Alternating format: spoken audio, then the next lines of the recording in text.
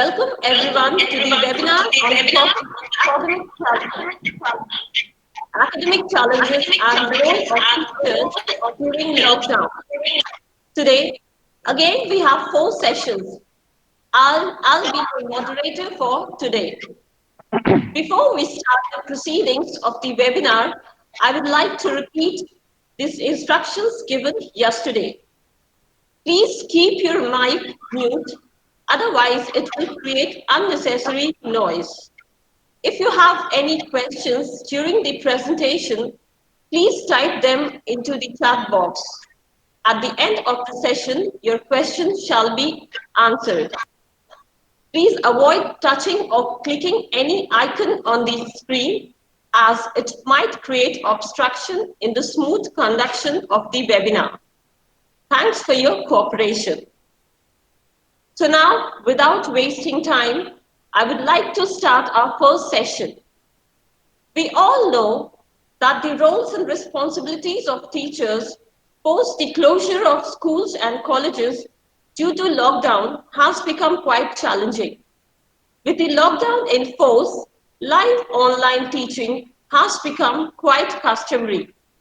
For this, all over the world, teachers are using social media to connect with the students near and far to enable teaching learning process. So, to update our role as socializing agent, we have this first session upon social media and teacher as a socializing agent. So to tell us on how the teachers could create a structured learning environment at home with the help of social media, we have among us Dr. Vivek Kumar Jaiswal, who is actively working upon his mission of preparing students for the rapidly evolving journalism industry. Dr. Jaiswal is an assistant professor in Dr. Hari Singh Gaur University at Sagar, Madhya Pradesh. He specializes in literary journalism, film studies, new media, and media education. He has been doing column and article writing in different newspapers and leading magazines. He is active member of academic bodies in various institutions. Nowadays, he is working upon a project on identity politics and role of media. Now please welcome Dr. Vivek Jaiswal. Over to Dr. Vivek Jaiswal. So please. Thank you so much, ma'am. Good morning to all of you. Uh, and thank you for inviting me as a resource person in for webinar. Am I audible?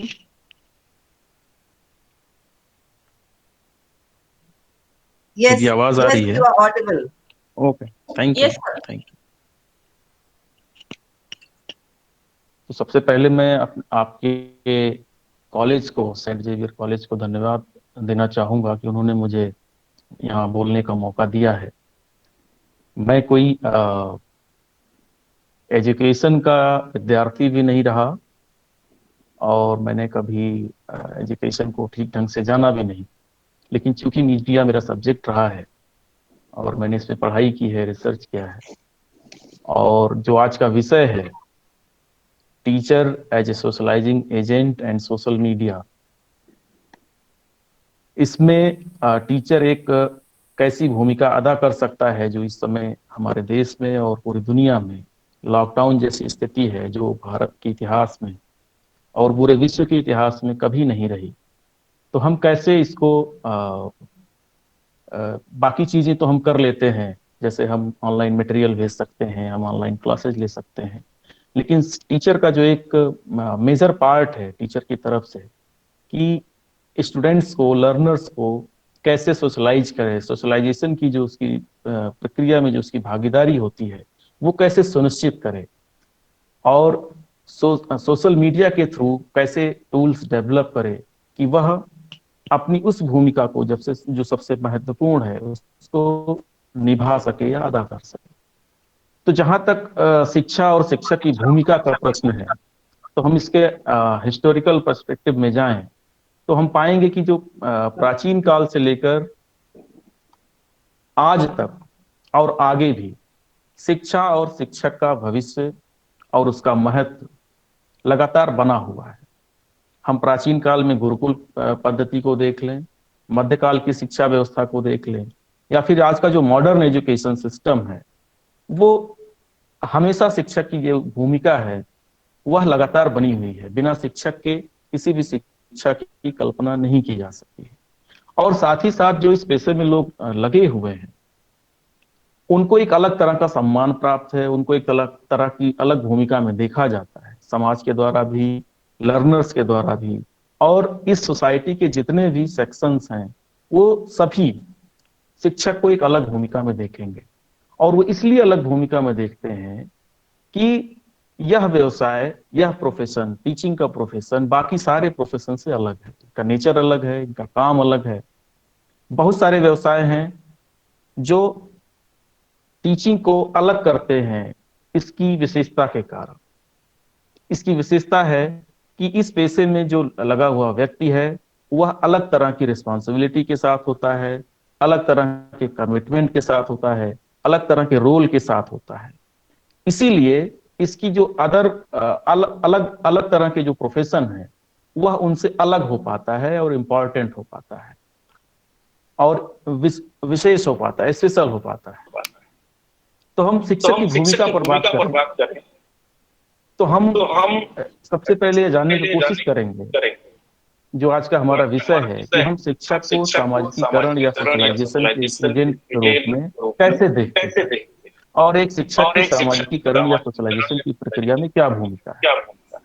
हम हम education में पढ़ते education में हैं कि पढ़ते हैं socialisation की जो प्रोसेस है वह दो तरह से होती है। एक परिवार के माध्यम से होती है, जिसको स्कूलिंग फैमिली जो फैमिली में जो सीखता है, और दूसरा स्कूल के माध्यम से होती है, स्कूलिंग सिस्टम के माध्यम से होती है। तो जो स्कूल है वो अपनी सोशल रिस्पॉन्सिबिलिटी या सोशल रोल इस रूप में अदा करता है कि विद्यार्थी को एक बेहतर नागरिक, सिटीजन, रेस्पॉन्सिबल सिटीजन बना सके, और उसको इसके लिए तैयार करता है ताकि वह अपनी जो भूमिका समाज में जाके निभाए वह पॉजिटिविटी के साथ समाज को आगे बढ़ाने में मदद करे। वो अपनी भूमिका जाके वहां सकारात्मक ढंग से उसको और अधिक आगे डेवलप करने में मदद कर सके। और इस तरह जो टीचर होता है वह शिक्षा का जो सोशल उद्देश्य है, सोशल ऑब्जेक्टिव है एजुकेशन का, उसकी पूर्ति करता है, उसको फुलफिल करता है इस माध्यम से। हालांकि शिक्षा के बारे में एक जो बात कही जाती है कि शिक्षा का उद्देश्य सामाजिक होता है कि वैयक्तिक होता है, वह पर्सनल डेवलपमेंट करता है कि वह सोशल डेवलपमेंट करता है, यह एक अलग तरह का विषय है। लेकिन चाहे सोशल डेवलपमेंट कर रहा हो, चाहे पर्सनल डेवलपमेंट कर रहा हो, शिक्षा का जो काम है, शिक्षा की जो भूमिका है, अंततः उसे समाज के बीच आना होता है। वह समाज के बीच काम करने के लिए ही तैयार करता है शिक्षा। चाहे वो पर्सनल डेवलपमेंट के खांचे में हम उसको देख लें, चाहे हम उसको सोशल डेवलपमेंट के खांचे में देखें। तो सोशलाइजेशन एक तरह का ट्रेनिंग प्रोसेस है जिसमें कई स्तर पर कई लोगों की भूमिका होती है। इसमें कोई एक व्यक्ति नहीं होता, कोई एक तबका नहीं होता, बल्कि लर्नर के जीवन में जितने भी लोग पार्टिसिपेट करते हैं उसके डेवलप होने की प्रोसेस में, वो सभी का असर उस पर पड़ता है और वो सभी किसी ना किसी तरह से उसको प्रभावित करते हैं। ऐसा नहीं है कि बालक जो सीखता है वह सब कुछ टीचर से ही सीखता है, वह परिवार से भी सीखता है, टीचर से भी सीखता है, और उसके डेली रूटीन में उसके लाइफ से जुड़े हुए जितने भी लोग होते हैं उन सब का प्रभाव उस पर पड़ता है। चाहे वो खेल का समूह हो, चाहे उसका पड़ोसी हो, चाहे उसकी जाति का जो जिस तबके में वो रह रहा होता है उसका असर पड़ता है, उसकी क्लास का असर पड़ता है, उसकी भाषा का असर पड़ता है, उसके रिलीजन का असर पड़ता है, उसकी जो तमाम तरह की राजनीतिक और आर्थिक संस्थाएं हैं उनका प्रभाव पड़ता है। और ये सभी कारक जो है सोशलाइजेशन की प्रक्रिया को प्रभावित करते हैं। लेकिन जहां तक टीचर की रोल की बात है, टीचर का पोजीशन सोशलाइजेशन के प्रोसेस में इस तरह होता है, इस तरह उसकी पोजीशन होती है, जहां टीचर को सबसे ज्यादा महत्वपूर्ण इसलिए माना जा रहा है कि टीचर का प्रभाव किसी भी बालक पर, लर्नर पर सबसे ज्यादा पड़ता है। सबसे ज्यादा इसलिए पड़ता है क्योंकि शिक्षक जो उसे पढ़ाता है, उसका कार्य, उसका आचरण, उसका व्यवहार, हमेशा यह माना जाता है कि यह आइडियल है, लर्नर उसको फॉलो करता है। इसीलिए यहां जब हम कह रहे हैं कि teacher as a socializing agent, उसकी भूमिका काफी इंपॉर्टेंट हो जाती है।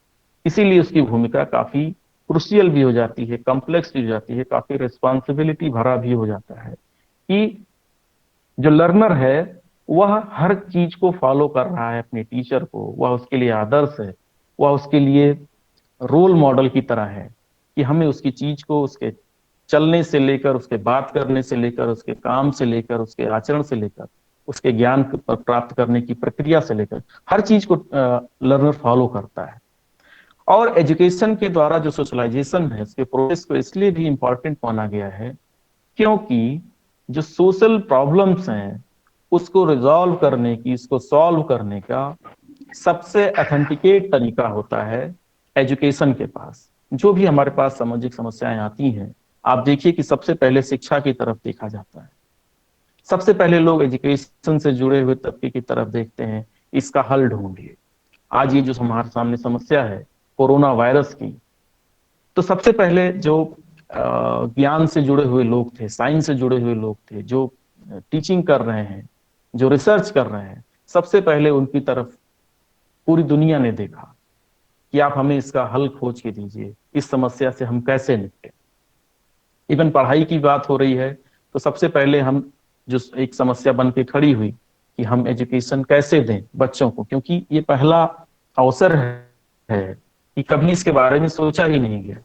मुझे एजुकेशन के बारे में बहुत नहीं मालूम कि इसकी पेडागोगी कि कभी इस तरह भी सोचा गया हो एजुकेशन के फील्ड में कि कभी लॉकडाउन जैसी स्थिति होगी तो हम कौन सी पेडागोगी अपनाएंगे, हम किस तरह का प्रोसेस अपना के बच्चों को शिक्षा देंगे, चाहे वो प्राइमरी लेवल का हो, चाहे मिडिल लेवल का हो, चाहे हायर लर्निंग हो, रिसर्च हो, हम कैसे बच्चों तक पहुंचेंगे, इस पर शायद पहली बार सोचा जा रहा है। डिस्टेंस एजुकेशन एक अलग मोड है। ऑनलाइन एजुकेशन वो शॉर्ट पीरियड के लिए होता है, हम उसको फॉलो करते हैं, कुछ चीजों को जानते हैं। लेकिन पूरी तरह से लॉकडाउन की सिचुएशन में जहां बच्चा, टीचर, इवन कोई नागरिक अपने घर से नहीं निकल सकता, ऐसी स्थिति में हम कैसे लर्निंग प्रैक्टिस को कंटिन्यू रखें, यह एक बड़ा चैलेंज है। तो कुल मिला के जो सोशल प्रॉब्लम्स हैं उसको कैसे हम हल करें, इसका बहुत ऑथेंटिकेट तरीका होता है। हमेशा शिक्षा ने सुझाया है कि हमें क्या करना चाहिए। शिक्षा एक सोशल सामाजिक प्राणी के रूप में बालक को डेवलप करता है, उसको निर्मित करता है। इसलिए यहाँ पे शिक्षक की जो भूमिका है, उसका जो रोल है, उसकी भूमिका को समझा जा सकता है। अब तक जो चर्चा यहाँ हो रही है वह हम जो भी अब तक लर्निंग प्रोसेस की बात हम करते आए हैं या अभी भी कर रहे हैं, वो हमेशा हमने उसको क्लासरूम की बाउंड्री तक देखा है। हमेशा हमने क्लासरूम या स्कूल की बाउंड्री के भीतर की बातें की है, क्योंकि विद्यालय एक प्रामाणिक इंस्टीट्यूशन होते हैं, वो लर्निंग के प्रामाणिक इंस्टीट्यूशन होते हैं। जैसा कहा गया कि वह एक चीजों को ऑथेंटिकेट करता है। लेकिन आज जो सबसे बड़ा सवाल है कि बच्चा घर पर है, टीचर अपने घर पर है, और न क्लास की बाउंड्री है, न स्कूल की बाउंड्री है, बच्चे स्कूल नहीं जा पा रहे हैं, और यह स्थिति बहुत लंबे समय तक रह सकती है, पता नहीं कितने दिनों तक रह सकती है। तो ऐसे में एक शिक्षक की क्या भूमिका हो सकती है? किस तरह की भूमिका हो सकती है कि वह बिना फिजिकल अपीयरेंस के, बिना क्लासरूम के, वह बच्चों के बीच जाए और वह उसी तरह की भूमिका में जाए जैसा कि वह क्लासरूम में करता आया है।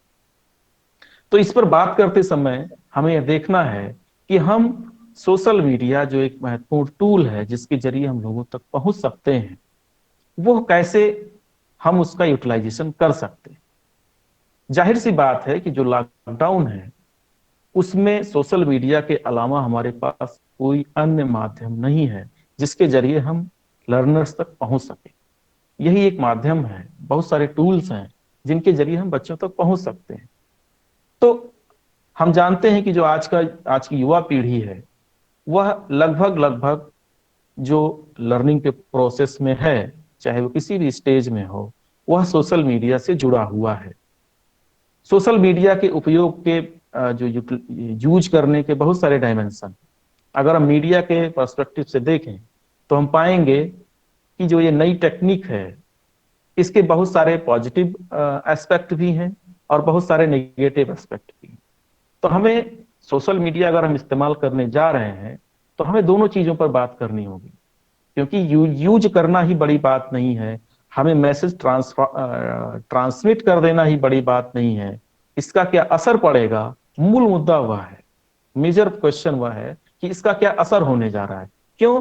क्योंकि टीचर जो भी चीज सर्कुलेट करेगा, जो भी चीज पब्लिश करेगा, जो भी चीज उसको भेजेगा, अंततः वह इसलिए भेजेगा कि हम जिस उद्देश्य से इसको कोई भी मटेरियल भेज रहे हैं, वह इस पर उसी तरह प्रभाव डाले जैसा कि क्लासरूम में डालता था, जैसा कि हम सोचते हैं, जो हमारा उद्देश्य है। तो चूंकि हम बात कर रहे हैं यहाँ कि सोशलाइजेशन के प्रोसेस में एक टीचर बालक को सोशलाइजेशन के प्रोसेस में जिस स्तर पर भूमिका वो अदा करता है एक टीचर, वह सोशल मीडिया के माध्यम से कैसे संभव। हम जानते हैं कि शिक्षा का जो काम है वह केवल सब्जेक्ट की चीजों को पढ़ाना नहीं है या उसका अभ्यास करा देना नहीं है, यहीं तक लिमिटेड नहीं है, बल्कि जो सिलेबस है, उसका जो करिकुलम है, वह ऐसी तमाम चीजों को फाइंड आउट करता है, ऐसे तमाम चीजों को रिकग्नाइज करता है जो बालक को, जो लर्नर है, उसको उसके समाज को समझने के बीच का जो गैप है, कि वह समाज को कैसे समझ सके, उस गैप को वह पूरा करने का काम करता है, उसको समझने की प्रक्रिया में मदद करता है। एक लर्नर समाज के बीच जब जाता है, वह उसको कैसे देखे, कैसे ट्रीट करे, समाज के साथ उसका कैसा व्यवहार हो, इस चीज को वो फुलफिल करने में मदद करता है। यहीं पे उसकी जो लर्नर है, उसकी जो सामाजिक भूमिका है, यहीं पे उसकी शुरुआत होती है, जब वह समाज के बीच उतरता है। तो शिक्षक की जो जिम्मेदारी है, उसकी जो रिस्पॉन्सिबिलिटी है, वह कई लेवल पर बढ़ जाती है। पाठ्यक्रम के साथ उसे वह ट्रेनिंग भी देना है कि उसकी जो सोशलाइजिंग एजेंट है, एक टीचर की एजेंसी है उसके पास, उसकी भूमिका वह बरकरार रहे, चाहे वह बच्चों के बीच पहुंच पा रहा है, चाहे वह नहीं पहुंच पा रहा है। ये एक बड़ी चुनौती है और यह शिक्षा की जो एजुकेशन का जो प्रोसेस है, उसका एक इम्पॉर्टेंट स्टेप है या इम्पॉर्टेंट भाग है सोशलाइजेशन के प्रोसेस में टीचर्स की भूमिका। तो सबसे पहली जो चुनौती यह है, टीचर्स के अपने ही लेवल पर इस भूमिका को निभाने के लिए उसके पास जो सबसे पहली चुनौती है, वह आती है कि वह सोशल मीडिया से स्वयं कितना परिचित है, वह कितना जानता है, वह कितना अवेयर है सोशल मीडिया के प्रति, और उसके यूटिलाइजेशन के प्रति कितना अवेयर है, कितना नॉलेज है उसके पास। दूसरा, कि वह कौन से मेथड का इस्तेमाल करेगा, वह कौन सा मेथड अपनाएगा कि बच्चों तक पहुंचेगा। तीसरा, कि जिन चीजों का वो उपयोग करेगा, जिन मीडियम को यूटिलाइज करेगा, वो सोशलाइजेशन के प्रोसेस में कितनी दूर तक साथ देंगे, किस हद तक उसकी भूमिका अदा करेंगे। उसने मान लीजिए एज्यूम कर लिया कि हाँ हम ये प्रक्रिया अपनाते हैं, तो उसे ट्रेस आउट करना होगा, पहले उसे एज्यूम करना होगा, उसका फ्यूचर उसको देखना होगा कि क्या यह माध्यम जो हमारे सामाजिकीकरण की प्रक्रिया का हिस्सा है, हम उसको ट्रेनिंग दे रहे हैं सोशलाइजेशन की एज एन एजेंट, क्या यह माध्यम उसको सोशलाइज करने में मदद कर पाएगा कि नहीं कर पाएगा, इसकी पॉसिबिलिटी भी उसको तलाशनी होगी। दूसरा, अंतिम, यह भी ध्यान देना है, क्योंकि टीचिंग एंड लर्निंग का सबसे इंपॉर्टेंट पार्ट और एक और है जो अंतिम स्टेज पर आता है, वह है इवेल्युएशन, मूल्यांकन। वह इवेल्युएट कैसे करेगा कि जो चीज हम ट्रांसफर कर रहे हैं उसका उस पर क्या प्रभाव पड़ रहा है। ये एक मेजर चैलेंज है जो सामने आएगी। तो सोशल मीडिया के माध्यम से वह ऐसी सामग्री भेज सकता है जो आइडियली सामाजिकीकरण करते हैं, आइडियल रूप में, जिनको हम सोशल, देखिए सोशलाइजेशन में केवल यही नहीं होता कि वह हमेशा अच्छी ही चीजें सीखेगा, वह समाज से बुरी चीजें भी सीखता है, वह अपने परिवार से भी बुरी चीजें सीखता है, वह अपने सोसाइटी के पड़ोसी से, मोहल्ले के बच्चों से बुरी चीजें सीखता है, अपने दोस्तों से वो गंदी आदतें सीखता है। लेकिन सोशलाइजेशन का जो अर्थ है वह हमेशा पॉजिटिव से लिया जाता है, हमेशा एक स्टैंडर्ड बिहेवियर से लिया जाता है, एक मानक बिहेवियर से लिया जाता है। तो टीचर से एक अपेक्षा की जाएगी जब वह कोई चीज भेजेगा जो हाई हाई स्टैंडर्ड का मटेरियल हो, हाई स्टैंडर्ड की चीज हो।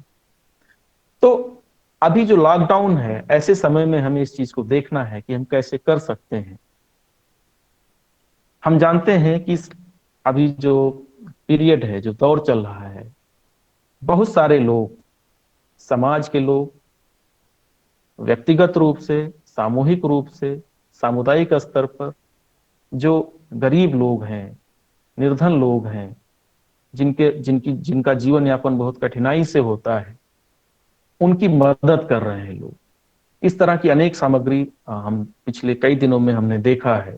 अनेक वीडियोज हैं, अनेक फुटेज हैं, अनेक कहानियां हैं, अनेक खबरें हैं, इवन प्रामाणिक खबरें भी हैं, अलग अलग चैनलों के माध्यम से, अलग अलग सोशल साइट्स के माध्यम से। आजकल बहुत सारे न्यूज चैनल्स के साइट्स भी हैं, अलग अलग अखबारों में भी इस तरह की सामग्री छपती है। तो हम अगर पहला काम ये करें, एक सोशलाइजिंग एजेंट बतौर, या बतौर टीचर, दोनों की भूमिका में हम हैं, तो हम इस तरह की जो सामग्री है उसको बालकों के बीच, लर्नर्स के बीच भेज के हम उसके भीतर एक अलग तरह की संवेदनशीलता पैदा कर सकते हैं, हम उसके भीतर एक सेंसिटिविटी डेवलप कर सकते हैं, हम उसके भीतर काइंडनेस की भावना को डेवलप कर सकते हैं, स्ट्रेंथन कर सकते हैं, मजबूत कर सकते हैं।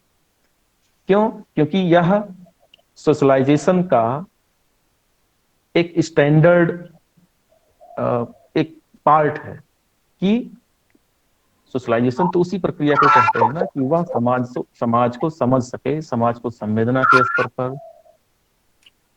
प्रेम के स्तर पर, मतलब जहां ईर्ष्या ना हो, कोई भेदभाव ना हो, कोई गैर बराबरी ना हो, वह समाज के हर प्राणी को अपना समझे, संवेदनशील हो समाज के प्रति, ह्यूमैनिटी पैदा हो उसके अंतर्गत, जो संवैधानिक मूल्य हैं, समानता, स्वतंत्रता, भाईचारा, वह भावना उसके भीतर पैदा हो। तो इस तरह के जो मैसेजेस हैं जो समाज में आ रहे हैं हमारे सोशल साइट्स के माध्यम से, न्यूज के माध्यम से, हम उसको भेज के उसे एक मोटिवेशन दे सकते हैं, एक प्रेरणा दे सकते हैं। बहुत सारी जगह पर हम देख रहे हैं कि कम्युनिटी किचन, आजकल सामुदायिक किचन की शुरुआत हुई है, जहां जहां जिसके माध्यम से बहुत असंख्य लोगों को खाना दिया जा रहा है, खाने की ऐसी सामग्री भी सोशल मीडिया में मौजूद है। तो वह ऐसी सामग्री को देख के, उसके बारे में जान के, उसके भीतर कम्युनिटी के प्रति एक संवेदनशीलता पैदा होती है। कम्युनिटी के प्रति संवेदनशीलता पैदा होने का मतलब, जाहिर सी बात है कि वह जो भोजन दिया जा रहा है वह किसी हायर सोसाइटी या हायर क्लास के लोगों को नहीं दिया जा रहा है, बहुत ऐसे लोगों को दिया जा रहा है एकदम जो डिप्राइव्ड हैं, वंचित हैं, जिनके पास रोजगार नहीं है, घर नहीं है, ऐसे लोगों को की मदद की जा रही है। वह उनसे, उनके प्रति एक संवेदना का भाव अपने भीतर पैदा करेगा, सामुदायिकता का भावना की भावना अपने भीतर मजबूत करेगा, और बहुत तरह के जो सौहार्द है, सामुदायिक सौहार्द है, वह एक कैटलिस्ट का काम करेंगे। इस तरह के जो मैसेजेस, शिक्षक जो है बालकों के आदर्श होते हैं। शिक्षक अगर चाहें तो जो अपने द्वारा समाज में किए जाने वाले कार्य हैं उनको उदाहरण के तौर पर मोटिवेट करने के लिए बच्चों के बीच भेज सकते हैं। दूसरा जो सबसे बड़ा काम है, जो कोरोना जैसा घातक वायरस है, जिसके जिससे बचने के लिए भारत सरकार ने और हेल्थ डिपार्टमेंट ने बहुत सारे उपाय सुझाए हैं, और वो सारे उपाय सोशल मीडिया पे मौजूद हैं। हम उन उपायों को साझा कर सकते हैं, और वह सभी के लिए आवश्यक हो, चाहे छोटी उम्र का बालक हो, चाहे वो बूढ़ा हो, चाहे वो मिडिल एज का हो, जैसे सैनिटाइजर का इस्तेमाल है, साबुन से हाथ धोना है, उसकी विधि है, बाहर निकलने पर मास्क लगाना है, सोशल डिस्टेंसिंग है जिसको अब फिजिकल डिस्टेंसिंग कहा जा रहा है, इन सब चीजों का पालन करना, इस मैसेज को भी हम लगातार सर्कुलेट कर सकते हैं, जिससे उसके भीतर एक सैनिटाइजेशन, एनवायरमेंट, इस तरह की चीजों के प्रति एक जागरूकता पैदा हो। यह भी एक सोशलाइजेशन का पार्ट है। ऐसी बहुत सारे कंटेंट देखने को मिले हैं जिसमें जो हमारा प्रशासन है, एडमिनिस्ट्रेशन है, खासकर जो पुलिस है, उसके उसका एक अलग तरह का करेक्टर, एक अलग तरह का बिहेवियर हमारे सामने उपस्थित हुआ है। उस व्यवहार के उपस्थित होने के बाद लर्नर को तो छोड़ दीजिए, बालक को तो छोड़ दीजिए, हम जैसे जो वरिष्ठ लोग हैं, जो एक एज तक पहुंच चुके हैं, जो हमारे मन में बहुत सारे भावनाएं थी इस तरह के सिस्टम को लेकर, पुलिस को लेकर, इस तरह के तंत्र को लेकर, वह हमारे भीतर से टूटा है। हम मानते थे कि जो पुलिस विभाग है वह सबसे खराब विभाग है और उससे दूर रहना चाहिए, प्रशासन से दूर रहना चाहिए। लेकिन उसके बहुत सारे नेक कामों ने प्रशासन, पुलिस की एक ऐसी इमेज बिल्डअप की है जो बहुत ज्यादा उसकी तारीफ हो रही है, चारों तरफ लोग लाइक कर रहे हैं, लोगों के प्रति, लोगों में उनके प्रति एक अलग तरह का भाव पैदा हो रहा है। तो हमारे जो प्रेजुडिस माइंडसेट था उसको खारिज करने में इस तरह की चीजें मदद कर सकती हैं। जो बच्चे पुलिस को देखकर डरते हैं, उनके भीतर एक ऐसी भावना पैदा होगी, नहीं ये हमारे सहयोग के लिए है, ये हमारी हमारी रक्षा के लिए है, इस तरह की भावना पैदा होगी। और खासकर इससे कानून के प्रति जो उनकी आस्था है वह मजबूत होगी, जो एक सोशलाइजेशन का एक पार्ट है। इस बीच बहुत सारे ऐसे फोटो आए हैं जो छोटे छोटे बच्चे अपने गुल्लक से, अपने बचत की जो उनकी उनकी राशि है, वह दान करने के लिए पहुंचे हैं कई थानों में, कई सारे अधिकारियों के पास, कई सारे पुलिस वालों के पास। यह मोटिवेशन का ही परिणाम है कि एक को देखकर दूसरा मोटिवेट होता है।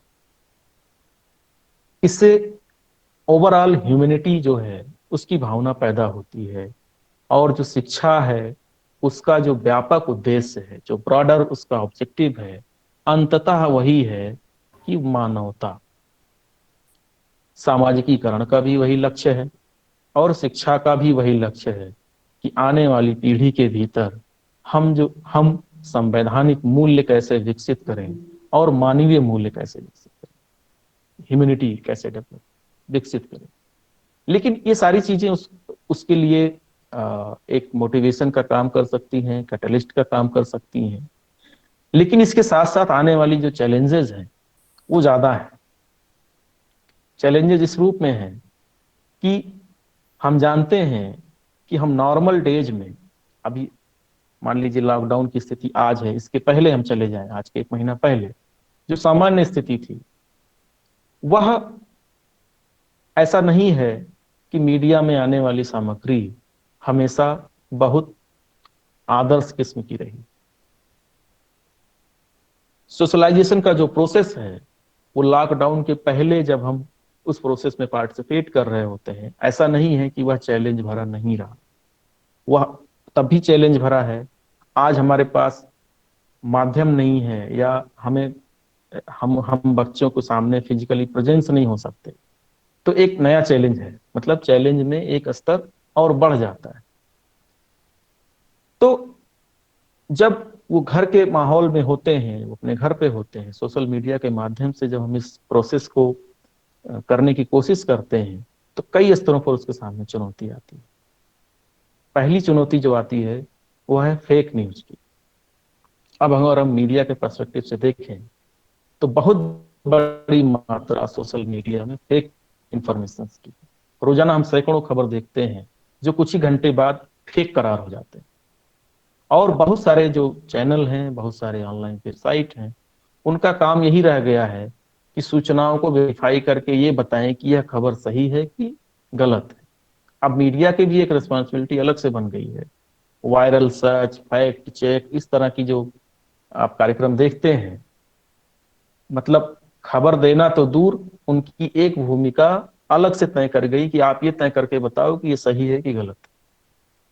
इसका मतलब कि जो सूचनाएं हैं वह इतनी ज्यादा मात्रा में है, इतनी तेजी से सर्कुलेट होती हैं कि उनके सही गलत का पता लगा पाना तुरंत बहुत कठिन होता है। तो वह एक शिक्षक के सामने ऐसे में बहुत बड़ी चुनौती होती है कि कैसी खबर, वह खबरों को कैसे विश्वसनीय माने, कैसे उसको भरोसा करे कोई खबर है कि वह विश्वसनीय है कि नहीं। तो सबसे पहले, और एक जब शिक्षक भेजता है किसी विद्यार्थी को, तो वह यही मानता है कि यह सच ही होगा।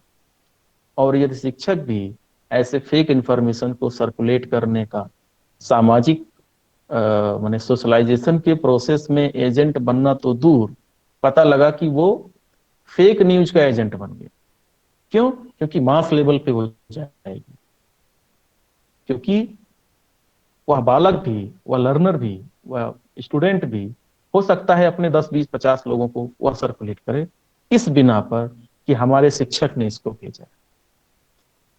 तो यहाँ उसकी उसका उसका रोल कितना क्रुशियल हो जाता है, कितना कॉम्प्लेक्स हो जाता है, कितना रिस्पॉन्सिबिलिटी भरा हो जाता है। तो एक शिक्षक को चाहिए, एक टीचर को चाहिए कि वह प्रामाणिक खबरें ही भेजे। वह कई प्लेटफॉर्म पर ऐसी फेक सूचनाओं को पहले परखे, उसके वेरीफाई करे, उसको अपने स्तर पे जाके चीजों को वेरीफाई करे, तमाम जगह से और भी जो सोर्सेज हैं उनसे वेरीफाई करे, या थोड़ा ठहर जाए। कोई जरूरी नहीं है कि आप तेजी से किसी चीज को सर्कुलेट करें। थोड़ा ठहरेंगे तो वो फेक और रियल का पता कुछ देर में चल ही जाता है, घंटे 2 घंटे 4 घंटे 10 घंटे में। तो शिक्षक का काम केवल सही सूचनाएं देना ही नहीं, बल्कि फेक न्यूज से अवेयर करना। वह क्रॉस चेक करे, उसका काम यह भी है। किसी ऐसे कंटेंट को ना प्रसारित कर दे, चाहे भूलवश चाहे जल्दबाजी में, जो किसी खास धर्म से रिलेटेड हो, जाति से रिलेटेड हो, लैंग्वेज से रिलेटेड हो, कलर से रिलेटेड हो, और उनके प्रति डिस्क्रिमिनेशन पैदा करने वाले कंटेंट। एक बहुत जो और बड़ा चैलेंज है वह यह है कि जो दूर दराज के विद्यार्थी हैं, जहाँ नेटवर्क नहीं है, बहुत सारे विद्यार्थियों के पास अभी भी मोबाइल लैपटॉप जैसी सुविधा नहीं है, नेटवर्क की समस्या है, गरीब तबके के बच्चे हैं, उनके पास डाटा रिचार्ज कराने का खर्च क्षमता नहीं है। तो उन तक पहुंच बना पाना, उन तक पहुंच पाना एक बड़ी समस्या है। मान लीजिए वो ऐसा नहीं है कि वो केवल प्राइमरी या मिडिल क्लास के बच्चे ही ऐसी समस्याओं से जूझ रहे हैं। मान लीजिए उनके पास तो इंडिपेंडेंट मोबाइल भी नहीं होता। जो हम देख रहे हैं, जो हायर लर्निंग हो रही है, हम लोग क्लास लेते हैं, एक यूनिवर्सिटी के बच्चे जो पीएचडी तो छोड़ दीजिए, लेकिन जो खासकर ग्रेजुएशन और पोस्ट ग्रेजुएशन के बच्चे हैं, वो इन तरह की समस्याओं का सामना कर रहे हैं। शिक्षक भी नेटवर्क की समस्या का सामना कर रहे हैं, विद्यार्थी भी कर रहे हैं। तो ये एक बड़ा चैलेंज है, उन तक रिचनेस कैसे बनाया जाए, इसका हल अभी तक मतलब मिल नहीं पाया है, ये खोजा ही जा रहा है। क्यों? क्योंकि दूर बैठ के कक्षा से बाहर होके विद्यार्थी से संवाद संभव नहीं हो पाता। जैसे हम क्लासरूम में कर लेते हैं कि फेस टू फेस बातचीत कर लेते हैं, उनकी उनकी क्या जिज्ञासा है, उनकी क्या प्रतिक्रिया है, उनका क्या रिएक्शन है, यह जान पाना बहुत कठिन होता है। तो उनके भीतर जो समस्याएं हैं, उनके भीतर जो क्यूरियोसिटी है, उसको हम कैसे रिजॉल्व करेंगे, मूल्यांकन वाले पार्ट पे हम जाएंगे, तो यह एक बड़ी चुनौती है। घर के भीतर एक अलग तरह का एनवायरनमेंट होता है, वह उस तरह स्वतंत्र नहीं होता जिस तरह क्लासरूम में होता है, अपने साथियों के बीच होता है।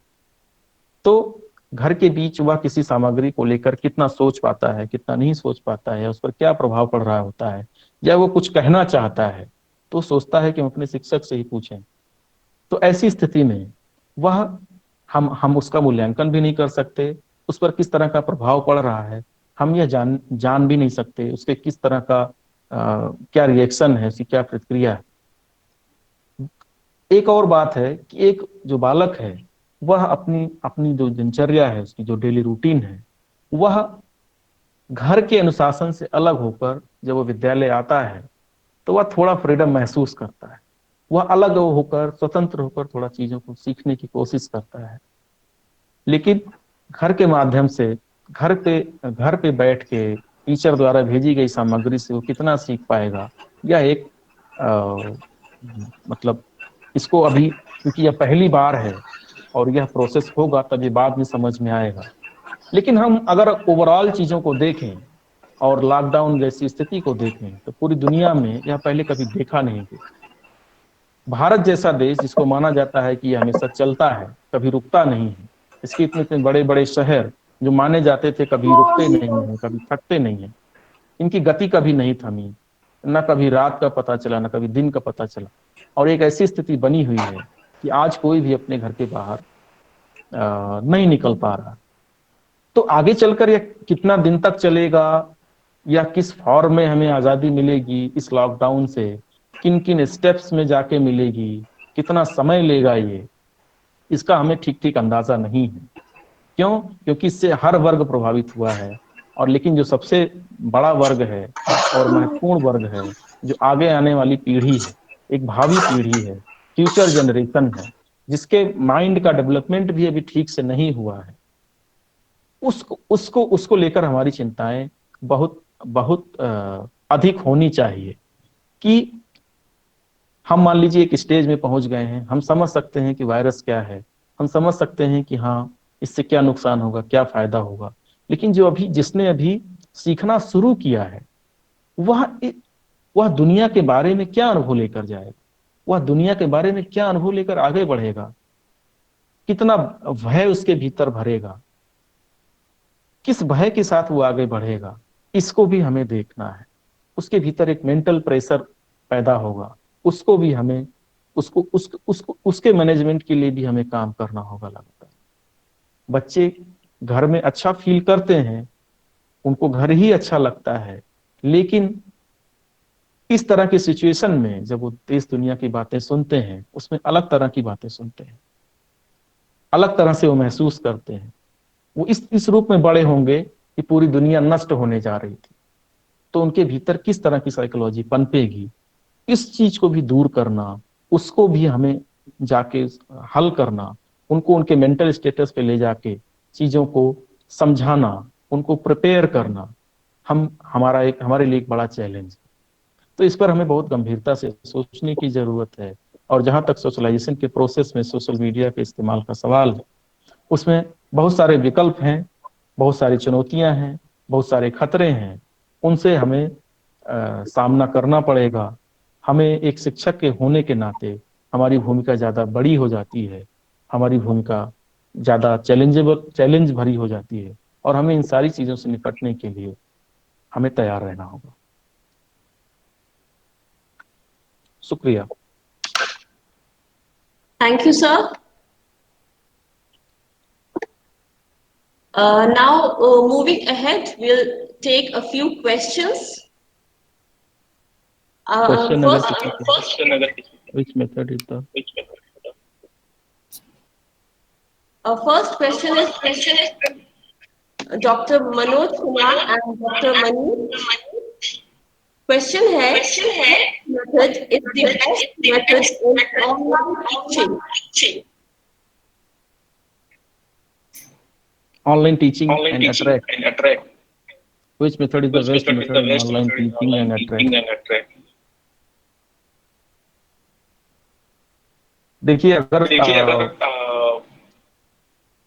ऑनलाइन टीचिंग का जो बेस्ट मेथड है, वो तो अभी सरकारें इस पर मंथन कर रही हैं कि हम कैसे बेस्ट तरीका ढूंढें। लेकिन मेरी समझ से जिस तरह हम रेगुलर, इको आ रहा है बार बार, किसी का माइक ऑन है। प्लीज माइक बंद कर दे। विवेक जैसवा, सॉरी। हाँ, हेलो जी। तो अभी तो ऑनलाइन टीचिंग के, अभी हमारे यहाँ हमारी विश्वविद्यालय में भी पिछले 2 दिनों से इसी पर मंथन चल रहा है कि हम ऑनलाइन टीचिंग कैसे करें, हमारे पास बेस्ट प्रैक्टिस क्या होगी, कौन सा मेथड इस्तेमाल करेंगे। और यूजीसी ने भी तमाम सारे अभी सजेशंस मांगे हैं कि हम कैसे ऑनलाइन टीचिंग को इफेक्टिव बना सकें, कैसे हम पहुंचे बच्चों तक। तो ये तो अभी इस पर मंथन ही किया जा रहा है। अभी हम इसमें कोई एक्सपर्ट ओपिनियन देने के स्थिति में नहीं है। लेकिन मेरी समझ से अगर हम ऑनलाइन टीचिंग और ऑफलाइन टीचिंग पर बात करेंगे तो बेस्ट बेस्ट तो ऑफलाइन टीचिंग ही होती है, उसका कोई विकल्प हो ही नहीं सकता। Okay. Now, next question is from Dr. Ruchi Arora. How could we ensure that socialization bring positive changes? I repeat, sir. How could ji we ensure that socialization bring positive changes? Socialization के द्वारा हम positive changes कैसे ला सकते हैं? नहीं, अभी तो मैंने कुछ उदाहरण दिए अभी कि सोशलाइजेशन की जो प्रोसेस है और उसका जो ऑब्जेक्टिव है वह यही है कि हम उसके भीतर पॉजिटिव चेंजेस ही लाएं। तो उसके लिए हमें कुछ, अब जैसे यहाँ चूंकि ऑनलाइन मीडिया की बात हो रही है, ऑफलाइन लर्निंग में तो हम सोशलाइजेशन के लिए बहुत सारे जो क्रियाएं हैं, जो मेथड हम अपनाते हैं, वो तो हम करते हैं कि उस उनको सोसाइटी के भीतर ले जाते हैं, आउटरीच एक्टिविटी कराते हैं, हम खेल कूद का सहारा लेते हैं, हम अलग अलग स्थान पर बच्चों को लेके जाते हैं, हम यूथ फेस्टिवल कराते हैं, हम सोसाइटी से बच्चों को जोड़ने की कोशिश करते हैं। तो ये सारे मेथड हैं। लेकिन हम ऑनलाइन मतलब घर पे बैठ के लॉकडाउन पीरियड में हम सोशलाइजेशन के लिए क्या मेथड अपनाएंगे, उसकी जानकारी तो मैंने दी कि एक बच्चे के भीतर समाज को लेकर, अपने आसपास के लोगों को लेकर, कि कैसे उसके भीतर एक रेस्पॉन्सिबल सिटीजन बनने की प्रेरणा मिले, उसके लिए जो कुछ उपाय हम कर सकते हैं, जो जिनमें संवैधानिक मूल्य, कॉन्स्टिट्यूशनल जो वैल्यूज हैं उनके भीतर भरे जा सकें, वह सभी प्रयास कर सकते हैं। लेकिन ऑनलाइन में हम केवल उनको मोटिवेशन ही दे सकते हैं, उसका मूल्यांकन तो हम नहीं कर पाएंगे। One more question we have, sir. What जी, is the parameter for deciding a particular habit good or bad? From Dr. Vidya Sagar. What is. What is the parameter for deciding a particular habit good or bad?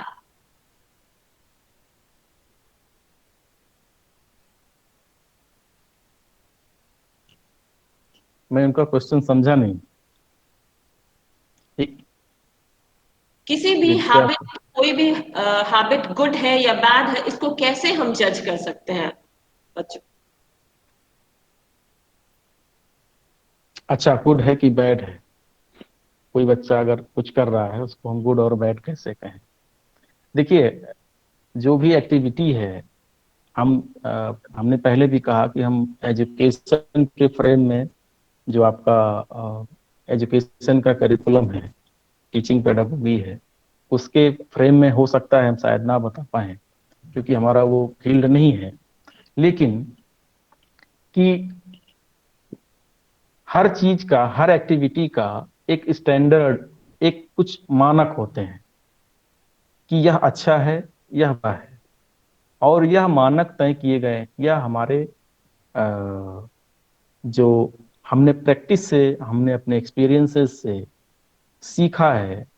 हमारे जब भी हम किसी चीज को खराब कहते हैं, वह इसलिए खराब कहते हैं कि उसका असर जो होने वाला है, उसका जो फ्यूचर आउटकम होगा उस तरह की चीजों को अप्लाई करते हुए, उसका बुरा होगा। और जो अच्छी चीजें हैं वह उसका एप्लीकेशन अच्छा होगा। इसको इसको तय करने के पीछे हमारे पास कुछ नॉर्म होते हैं, जिसके बेसिस पे हम तय कर सकते हैं। हमारे जो वैल्यूज हैं, हमारे जो कॉन्स्टिट्यूशनल वैल्यूज हैं, हमारे जो कल्चरल प्रैक्टिसेज हैं, उसके आधार पे हम तय करते हैं कि कौन सी चीज अच्छी है और कौन सी चीज बुरी है। मेरी समझ से तो यही है। Okay. It looks like we have covered many questions. Now moving ahead, sir, would you like to add ji, something? No, I think I have completed all the things. Okay. So Yeah. now I would request Ms. Sujata Kumari, Assistant Professor of St. Xavier's College of Education, to propose the vote of thanks. Over to Sujata. Thank you. Sujata. Am I audible? Yes. Okay. Thank you, Dr. Shobha, for giving me the honor of proposing vote of thanks for this session. I, Sujata Kumari, on behalf of the webinar participants, thank respected Dr. Vivek Jaiswal for taking his time to speak about teacher as a socializing agent. Your inputs in the session were very meaningful and relevant. Indeed, the teachers will have to take responsibility for socialization of students. मैं एक बार पुनः पूरे संजेवियर्स परिवार की ओर से doctor विवेक जायसवाल को उनके मूल्यवान समय के लिए धन्यवाद देती हूँ. Thank you. I would also like to thank all the participants for their time and discipline. Thank you very much. Now we will take break for 20 minutes and we'll meet again for the next session at 12 o'clock. Please be on time. You can leave the meeting and join again with the same link. Thank you. Thank you, Thank you sir. all of Thank you. you मुझे सुनने के लिए. Okay, thank you. Thank you.